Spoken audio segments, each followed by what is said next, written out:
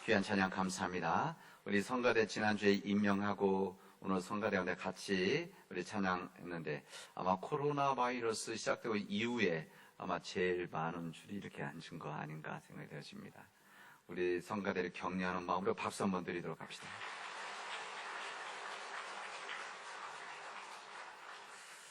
찬양하는 마음만 있으면 할 수 있습니다. 그 노래 잘하고 못하고 관계없습니다. 그것은 이제 지휘자가 책임질 일이고 마음이 있으시면 참여하시면 하나님의 귀한 은혜가 되어질 것이고 하나님의 일에 쓰임 받는다는 것은 하나님의 은총입니다.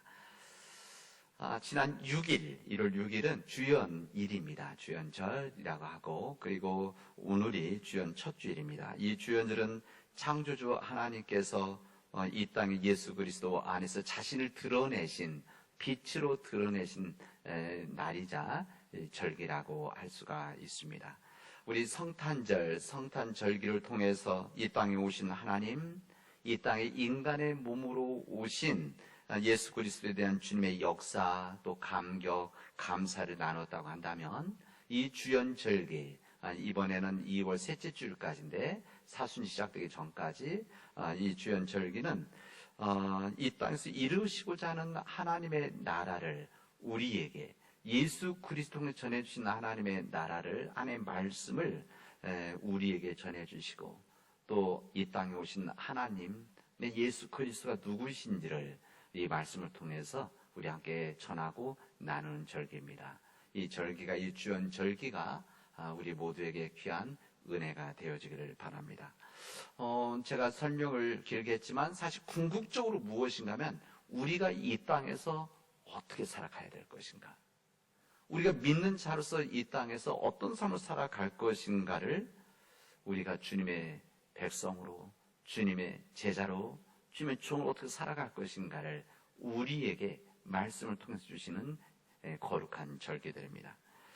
우리가 주님의 제자로 또 주님의 종으로 또 주님의 빛을 발하는 이 빛과 소금의 역할을 감당해야 되는 이 시대 속에서 우리 반석이 되는 주님의 몸된 교회, 이 교회가 어떻게 우리의 길을 걸어갈 것인가, 이것을 말씀을 통해서 우리가 깨닫고 배우는 시간이기도 합니다. 그러나 이런 반석이 되시는 주님의 몸된 교회가 진정 교회 사명 온전히 감당하고 있는가, 그리고 우리 기독교인들이 기독교인으로서 부끄러움 없이 살아가고 있는가, 우리 돌아볼 때 하나님 앞에 죄스럽고 부끄러운 마음입니다. 주님의 피를 흘려서 우리가 허락해 주신 주님의 몸된 이 교회, 우리 교회는 복음의 생명력을 가지고 이 세상을 구원하기 위한 공동체가 되어져서 이 세상에 참 소망, 희망이 되어지고 거룩한 영향력을 주어야 되는 우리 교회인데 정말 우리가 그런 거룩한 영향력을 세상에 주고 있는가? 우리가 그렇게 생각하고 있는데 정말 세상 사람들이 그렇게 우리 교회들이 거룩한 영향력을 주고 우리 믿는 자들이 우리 세상의 삶 속에서 사람들에게 소망을 주고 희망을 주고 정직이라는 것이, 진실이라는 것이, 그리고 우리가 믿음 안에서 살아가는 한 백성 사람들이 주고 있느냐, 이 질문할 때 우리들은 참 부담스러운 우리 자신들이라고 할 수가 있습니다. 때로는 세상 사람들이 우리 교회들에서 때로는 그냥 단순 종교기관, 자신들만을 위한 종교 공동체로 이렇게 생각하는 시대적 경향을 이렇게 보면서 목회자로서 여기에 저도 일주를 한 셈이죠. 오랜 몇십 년 동안 목회자로서 하나님 앞에 정말 부끄러운 그런 마음을 느낍니다. 왜 그런가? 이것은 이 교회의 생명의 교회가 제 역할을 다하지 못하기 때문에 그런 것이다. 저는 그냥 아주 단순하지만 중요한 말씀을 드립니다. 생명의 교회가 되지 못하기 때문에 그렇습니다. 주님 말씀대로 한다면 세상을 위한 빛의 역할을 해야 되는데 그 빛의 역할을, 그 생명을 전하고 생명을 지켜나가려고 하는 우리 교회의 빛이 약해지고 때로는 빛이 꺼져 있는데도 혹시 아직도 켜져 있다고 착각하고 살아가는 이들 때문에 그렇습니다.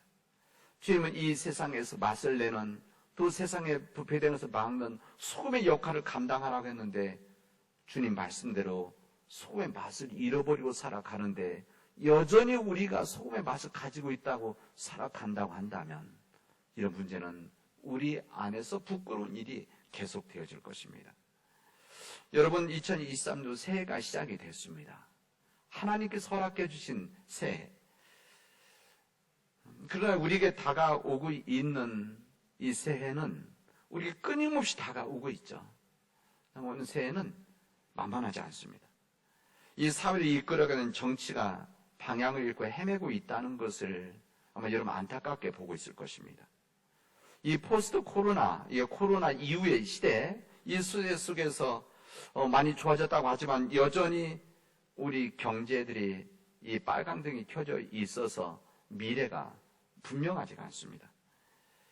인간의 삶보다는 법과 원칙이 강조되어지면서 우리 사회가 자꾸 경직되어지고 있기 때문에 창조적인 희망의 이런 비전들이 잘 보여지지가 않습니다.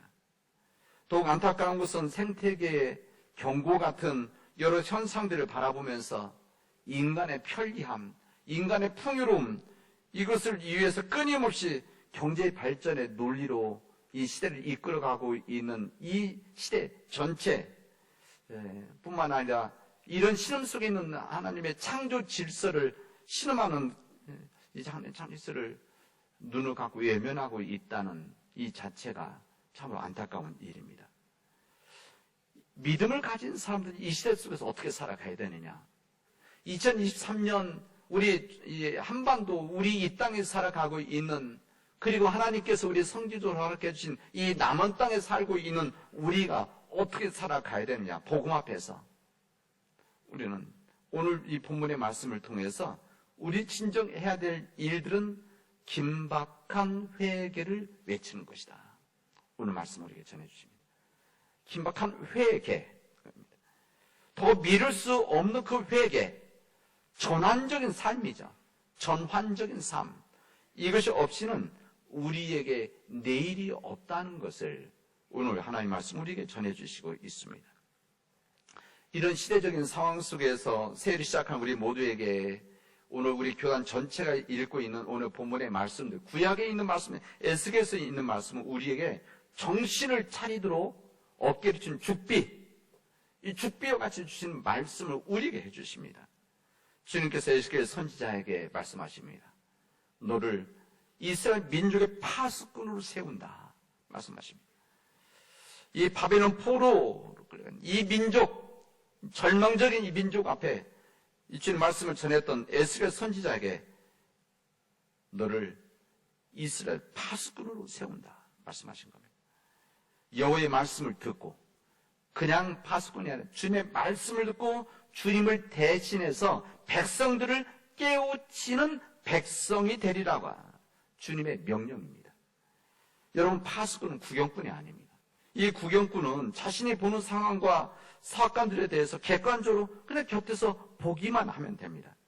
그냥 즐길 것은 즐기고 보고 싶지 않은 것은 그냥 눈을 돌리고 눈을 감아버리면 되는 겁니다.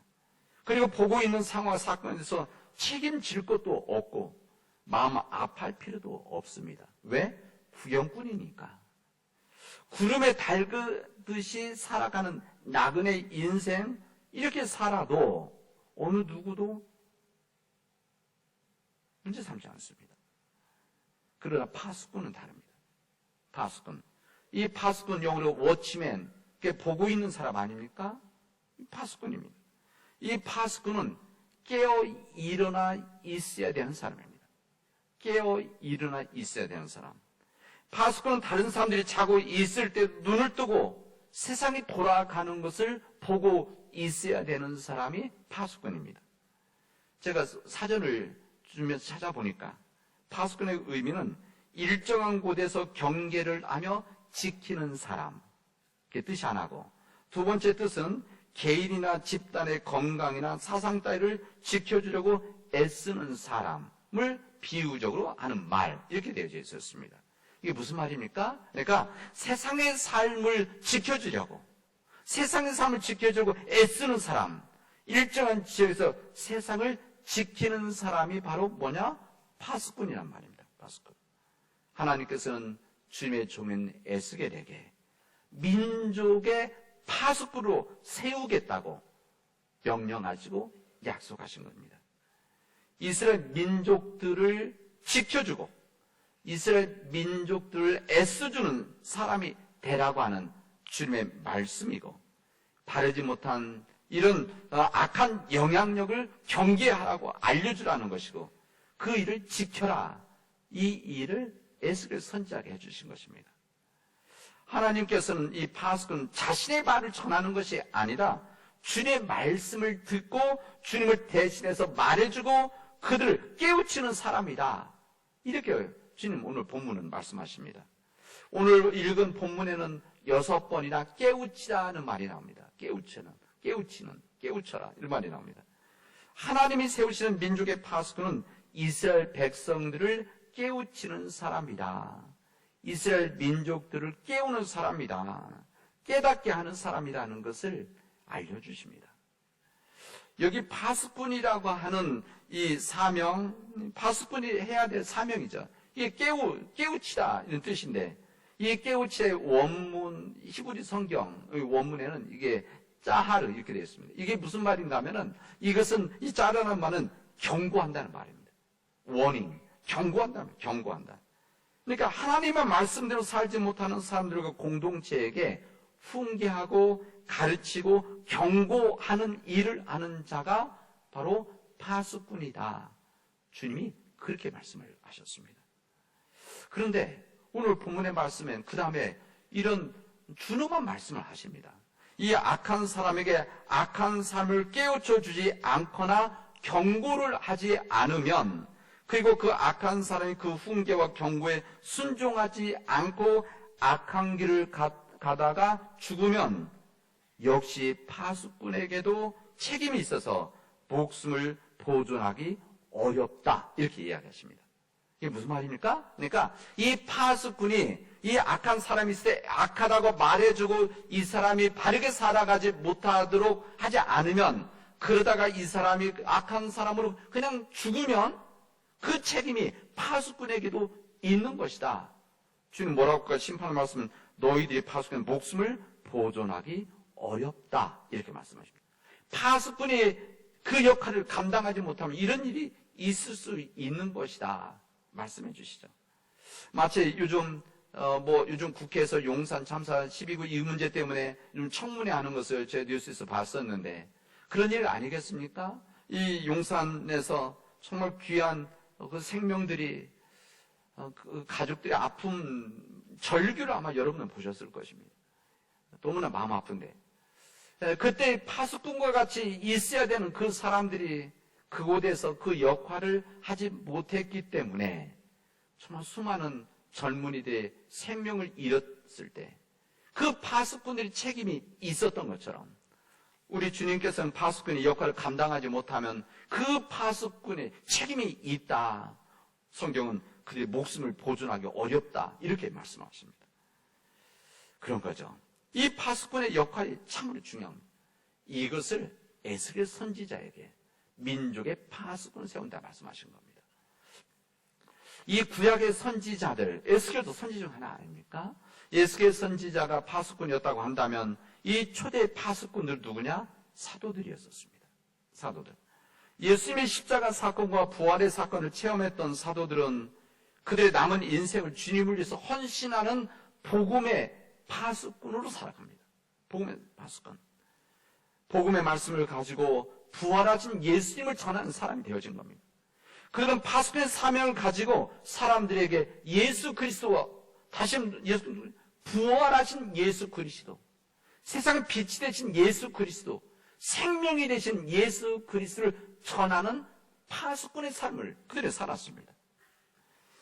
그뿐만 아니라 그 주님의 말씀으로 그들이 하나님의 뜻대로 살아가지 못하는 사람들에게 깨우치는 파수꾼의 삶을 감당했습니다.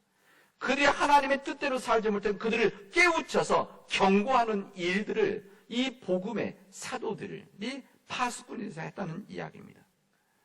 여러분, 이런 부활하신 예수님을 전하는 일들이 있게 되어졌을 때, 여기 오늘 보면 남자의 수가 5,000명이 되는 놀라운 역사가 되어졌다는 것을 체험하고 있습니다.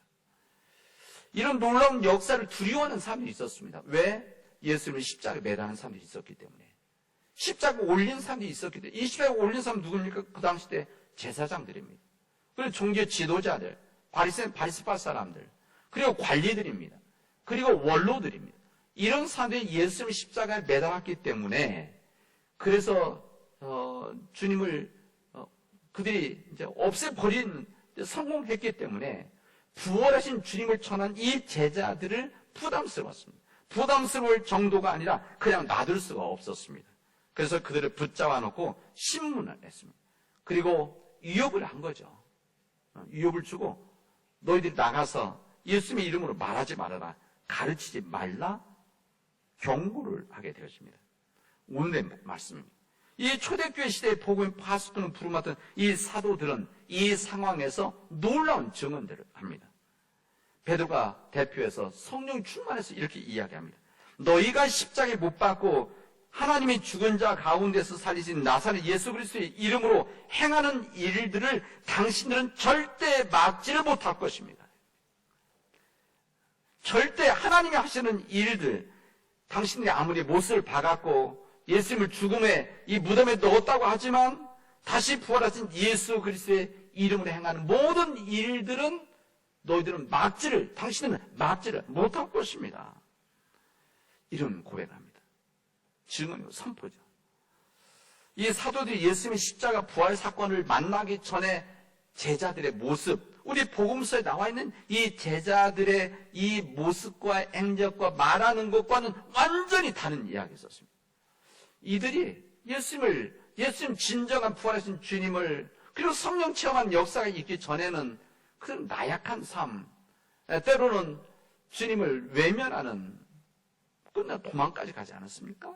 그런 삶이었는데 주님을 온전히 만나고 성령 체험하게 되어지니까 이 사람들 앞에서 담대하게 이야기를 하는 겁니다. 절대 예수를 이름으로 하는 일들을 막지 못할 것이다. 심지어는 이 제사장 사두개파 사람들 관리들이 이 사람들이 이 나사렛 사람들이고 배운 것도 없는 평범한 사람들인데 어떻게 이렇게 많으냐 이렇게까지 이야기를 합니다. 담대한 이 선포 앞에 이 일들을 감당해냈습니다. 여러분, 이 복음의 파수꾼을 부름받았던 이 제자들 어떻게 이렇게 할 수 있었는가? 두려움이 없이 어떻게 할 수 있는가? 걱정도 하지 않는, 그리고 그들에게 닥칠 미래 위협에도 흔들리지 않는 이런 선포를 하고 이야기를 할 수 있었는가? 그것은 그들은 복음의 은혜를 받은 시대 파수꾼이었기 때문에 그렇습니다. 시대 파수꾼들이었기 때문에 이 제사장들, 종교 지도자들의 이 관리들, 원로들의 위협 앞에 흔들리지를 않았습니다. 유대 이 지도자들이 이 복음의 파수꾼들이 흔들림이 없자 이렇게 얘기합니다. 예수님의 이름을 말하지도 말고 가르치지도 말라. 그때 이 사도들이 사이다와 같은 소리를 합니다. 하나님 앞에서 너희의 말을 듣는 것이 하나님의 말씀을 듣는 것보다 옳은가 판단하라. 무슨 말입니까? 하나님의 말씀을 들어야 됩니까? 당신들의 말을 들어야 되는 것입니까? 우리는 우리가 보고 들은 것을 말하지 아니할 수가 없다 이야기를 합니다. 담대한 선포이지 않습니까? 저는 이 사도들의 이 메시지 중에서 이 부분이 가장 사이다와 같은 소리다. 저는 그렇게 생각합니다. 여러분, 그 시대 유대교 지도자들, 정치적 지도자들이 경고하면서 하지 말라고 한 것이 있습니다. 그게 무엇인가 하면 예수님의 이름으로 가르치지도 말고 말하지도 말아라. 이렇게 이해합니다. 여기 말하지도 말고 가르치지도 말라고 한 것이 무엇인가 하면 이 구약의 에스겔 선지자에게 주님께서 파수꾼으로 주시면서 하셨던 말씀입니다. 이걸 가르치고 그들로 하여금 가르치는 일들과 말하는 것, 이것이 파수꾼의 역할입니다. 근데 이 파수꾼의 역할을 하지 말라? 이것은 받아들일 수가 없는 것이죠. 주님의 복음으로 세상 사람들을 깨우치는 일들, 주님의 복음으로 사람들을 가르치는 일들, 그리고 주님의 복음으로 사람들에게 훈계하는 일들, 주님의 복음으로 세상 사람들에게 경고하는 일들, 이것은 막을 수가 없는 일이다. 그리고 이 일이 바로 파수꾼의 사명이다. 우리에게 말씀하시는 겁니다. 이런 초대교회 시대 때 이 시대에 복음의 파수꾼들이 있었기 때문에 예루살렘과 온 유대와 사마리아 땅끝까지 복음을 전한 역사가 이루어지게 되어집니다. 그리고 끝내는 지금 우리가 복음을 받고 지금 우리가 지금 예배를 드리고 있는 거 아니겠습니까? 지난 2000년 동안 복음의 파수꾼들이 있었기 때문에 그 시대와 각 지역마다 복음의 파수꾼들이 있었기 때문에 우리가 이렇게 하나님 앞에 존귀한 예배를 드릴 수가 있는 겁니다. 이런 파수꾼의 삶, 무엇보다 우리에게 가장 거룩한 파수꾼이 있으면 그 파수꾼은 누구냐? 우리 예수 그리스도이십니다. 우리 예수 그리스도는 하나님께서 이 세상을 사랑하셔서 이 땅에 인간의 몸으로 이 땅에 허락해 주신 우리 주님이십니다. 이 주님이 바로 우리 역사의 우리 삶의 참 파수꾼이십니다. 우리 예수님이 이 땅에 오셔서 진정한 파수꾼의 삶을 사셨습니다. 거룩한 파수꾼으로 그 시대의 세상과 모든 세대에 거룩한 영향력을 주셨습니다. 어떻게? 거룩한 파수꾼으로. 이 거룩한 파수꾼으로서 예수님은 사람들에게 말씀하십니다. 사람들에게 무슨 이야기를 하면 회개하라. 천국이 가까웠느니라 말씀하십니다. 하나님의 백성이라고 자랑하고 자부심을 가지고 있었던 이스라엘 백성들에게, 그러나 하나님의 뜻대로 살지 못하고 있는 이스라엘 백성들에게, 이런 사람들이 인정해주고 같이 타협하며 살아가고 있는 이 종교 지도자들, 위선 속에서 살아가는 이 종교 지도자들에게 예수님은 회개하라고 했습니다. 이런 사람들에게 해줄 수 있는 사랑의 메시지, 구원의 메시지, 그리고 희망의 메시지가 무엇이겠습니까? 회개하랍니다. 우리 사랑하는 사람이 바른 길을 걸어간다. 내 사랑하는 사람이 먹어서는 안 되는 음식을 먹는다. 내 사랑하는 사람 자녀들이 엉뚱한 짓을 한다. 구경꾼처럼 보고 있습니까? 아닙니다. 사랑하기 때문에 그 길을 돌아서라고, 그 길이 안 된다고, 그렇게 살면 안 된다고 말하는 건 왜? 사랑 때문에. 그래서 주님이 말씀하시던 겁니다. 회개하라. 전환하는 삶. 전환하는 삶을 살지 않으면 도대체 살아갈 수가 없는 것이다. 이렇게 주님은 말씀하시고 그들에게 회개를 촉구하고 뿐만 아니라 그들에게 경고를 하시는 겁니다. 경고를 하시는 거죠. 왜? 말을 안 듣기 때문에. 이 신호가 빨강등이 켜져 있으면 가지 않아야 되는데 자꾸 가려고 하니까 빨강등을 켜서라도 못 가게 하는 이 회개 촉구를 주님이 하신 겁니다. 이 땅의 진정한 참 파수꾼의 사명을 위해 주님은 제자들을 부르셨습니다. 왜? 주님만 하실 수 있는 일이 아니기 때문에. 주님 다음에도 하셔야 되니까. 역사 속에서 해야 되는 거니까 주님의 제자들을 부르셨습니다. 주님의 은혜를 받았던 사람들에게 주님 말씀하십니다. 나를 따라오너라. 내가 이제는 너희를 사람을 낚는 어부가 되게 하겠다. 주님 말씀하십니다. 그리고 그들에게 영적인 도전을 주십니다. 물고기를 잡는 삶에서 사람을 낚는 어부의 삶을 주님께서는 그들에게 말씀하신 겁니다. 물고기를 잡는 삶에서 사람을 낚는 어부의 삶으로 전환하는 삶이죠. 이게 바로 회개의 삶입니다. 그래서 이 주님의 말씀 앞에 영접했던 이 제자들이 주님의 길을 따라 나섰고, 그래서 그들의 인생이 바뀌었습니다.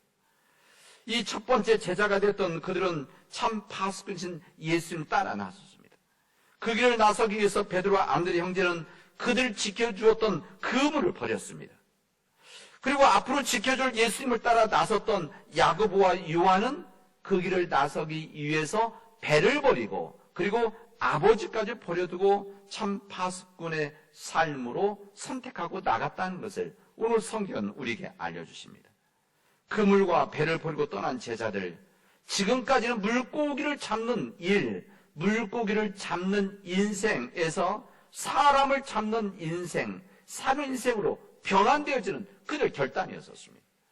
여기 물고기를 잡는 인생, 잡는 어부 이렇게 말씀, 이것을 지금 우리말로 만약 표현을 바꾼다고 한다면 지금까지는 물질 경제, 고기를 잡는다는 경제적인 부분 아닙니까?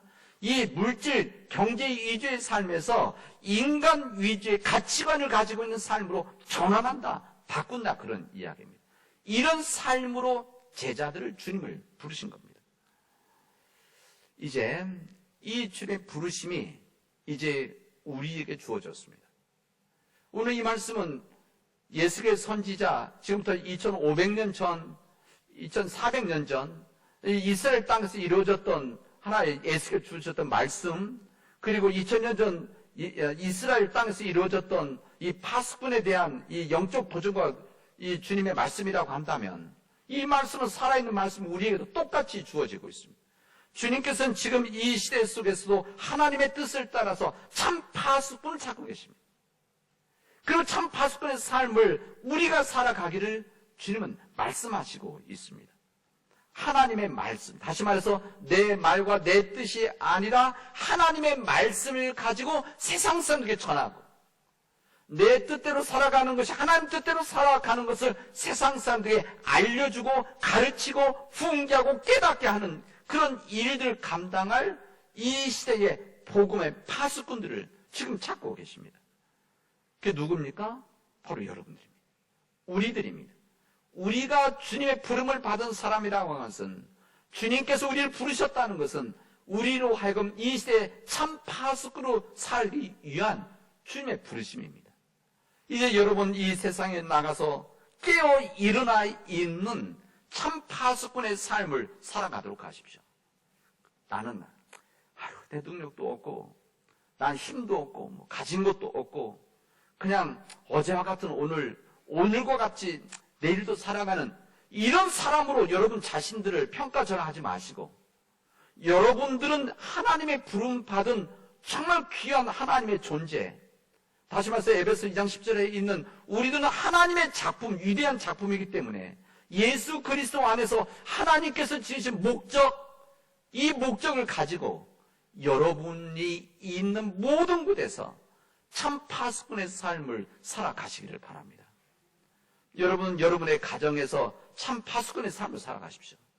여러분의 가정을 주님의 복음으로, 주님의 말씀으로 인도하고 이끌어가는 우리 가족들을, 자녀일 수도 있고 부모일 수도 있고 형제일 수도 있습니다.